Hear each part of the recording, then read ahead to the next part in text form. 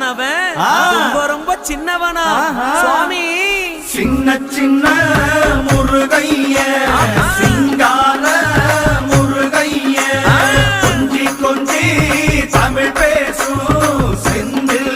வடிவேலனவன்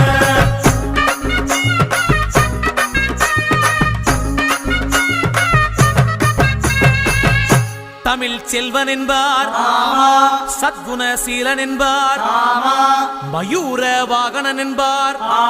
மருதமலை ஆண்டவன் என்பார் சென்னிமலை சுவாமி என்பார் சிவன்மலை வேலா என்பார் ஞானவடி வேலன் என்பார்